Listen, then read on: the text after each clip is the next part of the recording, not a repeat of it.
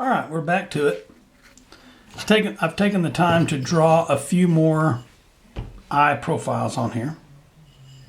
I've drawn one where the top is flat and the bottom is rounded, and almost like a John Wayne look. I've drawn one almost like this, but a little bit bigger, where the eye socket, iris is going to go about right there. I've drawn one with the triangle look to it, and then angled triangles. So this is kind of the look that some caricature carvers go. And so here's what we're going to do. Essentially everything I do from here on out is a variation of this. I want to make it deep in the sockets here, deep in the corners. I want to make it to where these two lines match and the bottom lines match, and I want to make it rounded from left to right and top to bottom. Not that hard to do, but it just takes some time. And so I'm going to start with this one and go deep in the corners, pull it out, go deeper in that corner as well. Turn it around, I'm going to reverse that cut. I'm going to go deep in this corner and I go straight in. One of the things you're going to want to do when initially doing this is make sure your knife is perpendicular. You don't want to go in like this sideways or like that, because that undercuts part of the wood that you may want to keep. You can do that later if you need to, but right now for what we're doing, we're just going to make sure that we're staying within the bounds of where we want to be. Make sure your cuts are perpendicular. It makes it a whole lot easier to clean them up after that. So I cut this one in. I made them deep here and deep here. That chip wants to come out. I don't want it to come out yet. Deep here and deep here. And again, I'm doing the right eye, so this is the side that's the bridge of the nose. So let's go back in here. We're going to cut that chip out. Should pop out fairly easily. Like that. You can do a little bit of cleanup. But now I've got that eye rounded this way. I want to do the same thing on the other side. Take that chip out as well. I may not have cut that one as well as I did the other one. Chip. You hear me say chip all the time because basically this is chip carving on a 3D level. So you can see that's rounded and rounded, but I still got harsh corners, and so I want to take those corners off.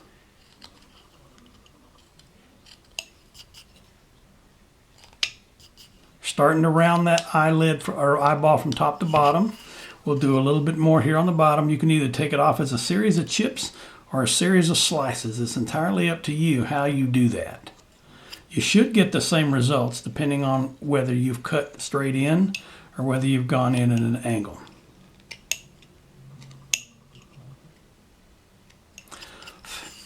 Again, you'll have cleanup no matter what you do. Everything you do in carving, you've got cleanup to do because not many of us can carve perfectly the first time. So we've always got a little bit of this. Just remember not to piddle around too much, because you can certainly cut out a little bit too much depending on the wood goes. You got to watch the wood grain as well. When you're carving up under the upper eyelid, it'll always go easier, seems to, than it does on the bottom, because the bottom is a little bit, for some reason it seems to be more angled.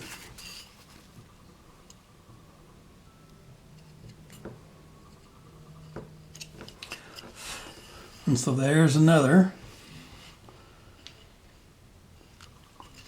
rounded one that we could sit here and piddle around with it and make it even more round and perfectly round. But in caricature carving, you still want a lot of facets left. It gives the eye interest, it gives the eye shadow, it gives the paint a place to go in different configurations, so it looks like there's more to it than you actually have to put in there. You could certainly sit here for hours and carve eyes and piddle around with them, but in reality it's relatively simple once you know the few basic steps. Depth in the corners, depth under the eyelids, and then when you go to do the rest of it, you're moving it back to it. So there's that eye. Not too bad. I mean, I'll sit here and play around with it for an hour and make it more perfect, but that's not bad. Let's do another one. But this one, we're going to angle it back up like we did this and just make it a little bit bigger. Again, we're going in the corners. Going to go fairly deep in that corner. Go across, pull your knife almost completely out, and then over here we'll make a little bit deeper cut. We're going to make that cut deeper now again in that corner. There's that cut right there. We're going to go deep, follow that around. And a lot of times you'll have a tendency to just want to carry this on around. With a lot of times you're going to break something off. Unless you know you've done that for a while and you know how to do that, stop there and come up here and match it. In other words, stop there and then come back up here. That'll allow you to go deeper here and then come back up and match that cut. Okay, so you've got your two corners cut in. Depending on what kind of eye you want to look, take a little chip, take a big chip. That's going to be determined by the carving you're doing. If this is going to be a squinty-eyed guy, you don't want to take out much because you can't squint with a deep chip out of that corner. You can't do it. You can't do it very well. I'm not saying nobody can do it. I'm sure there's carvers out there who can. But it's harder for beginner, intermediate carvers to do that. So we got that corner cut to where it's rounded here. We're going to do the same thing in this corner. We're going to round that, cut that chip out, round that out. There, that's the way they're supposed to come out when you do it perfectly. Apparently I did that one a little more perfectly. Now we're going to round to the bottom. Just want to take off that little sliver there. It helps to round that socket. And I'm gonna deepen this cut one more. And I'm actually going to follow it around. My knife is flexible enough and thin enough and sharp enough so I can do that. Now I want to take that sliver out. I don't need to take out much. I just want to take a little bit out to make the eye look like it's rounded up under that eye socket. Do the same thing over here. We're taking a little bit out right here and making it round.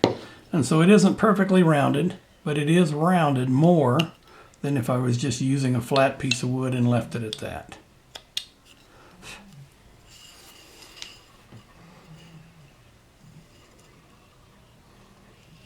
Now, we can go back in here and take some more out, round a little bit more, but be careful in the corners about not getting too deep. Get too deep, and now you've got an eye that looks like a zombie. It's sunken in too far, and it's hard to fix them. Basically, when you go too deep in the eye, you basically have to move the face back. That can get a little bit hard, especially if you're doing, say, a rough out. Rough outs are notorious for not leaving you a lot of extra wood. That's the beauty of them. But the problem with it is, if you don't have enough wood, you don't have enough wood to put in the details that you want. I've gotten some rough outs where the nose was flat against the face, and by the time you got a decent looking nose, you ended up with a really sunken face. Not a lot of fun when you've spent $20, $30 on a rough out and then find out that it's not going to give you what you want. So let me turn that eye back over so that you can see it right up. And that's what we've got. Hopefully it's starting to make a little bit of sense to you. Let's do this cornered one here. And what we want to do is when we're done, we want to take out a chip here that makes it look like the eye's looking this way. And then we'll take a little bit of chip out there and we'll try to round it a little bit that way. But again, we're going to start with the same thing. I'm going to do the same thing almost all the time. Go into the corner where the nose is. Cut across the bottom line shallowly, a little bit deeper in the outer corner. Again, deep in the outer corner. Cross to the top up where I make that cut. Now you can't just turn your knife on this because it's straight. You have to come back out. And then you make that cut down to the deep corner in the corner where the eye socket is and where the tear duct is. Okay, we'll flip that around and we'll take that corner out. We got that corner we drew in. We'll do the same thing on the other end, the other corner. Take that corner out. You can see how having a sharp knife allows you to get in there and dig, or get it, at least you don't want to dig, pry. But it allows me to get in there and take that chip out really easily because I really don't want to cut. That makes your eyes look dirty because they look like they have a lot of splits in there. All right, I'm going to match that cut all the way up to the top corner. I'm going to take a little bit off right here. I'm going to round that just a little bit. There's nothing wrong with an angular eye if that's what you're looking for. It doesn't have to be perfectly smooth. Please don't get out the sandpaper. You don't need to unless that's the look you're looking for. For caricature carvers, most of us aren't, although some of us do use some sort of burnishing tool or something like that to take some of the harsh edges off. I know a carver that does his on the sanding wheel, flap wheel. It's okay. There's nothing wrong with that. I find it to be nice. But there's that eye in there. We talked about taking this corner out, and so let's take a little bit more of that corner out to deepen it, because I want to take that out and make that more prominent. That's what I'm talking about. That part right there, we deepened it a little bit, and now we've got halfway decent eye in there. Get my fingers out of the way so you can see the shadows. Halfway decent eye in there that we can then clean up. One more eye, and then I'll stop the video and we'll do some embellishments to them. Eyelids, eyebrow, things like that. Let's do this one here. Again, the same way. I'm going to do the same thing. Deep in the corner.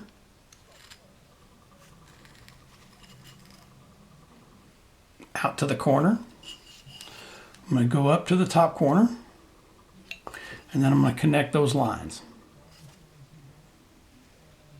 Again, do as much as you can with your knife as perpendicular as you can, because if it goes at an angle, you're going to undercut something you may want to keep later. So be careful with that. Go back to the corner.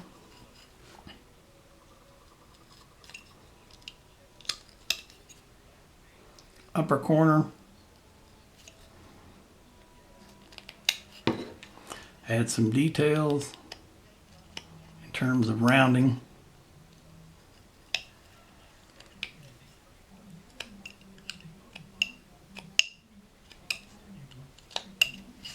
You can do this with a larger knife if that's all you got, and you just have to be more practiced at where that blade is going, because the thicker the blade is, the harder it is to turn, the harder it is to get down into those corners, the harder it is to make the detail. They're great for hogging out knives, but they're not so much good unless you have a pointed one like that. They're not good for getting in those corners. You can do it, it's harder work. And so when my wife says, why do you need another tool? I'm going, well, you know, there's a particular job that some tools have, and that's the only reason you use them is for that particular job. And I like those specific ones because that way I know I don't have to try to figure out how to do it with the knife that I've got in my hand.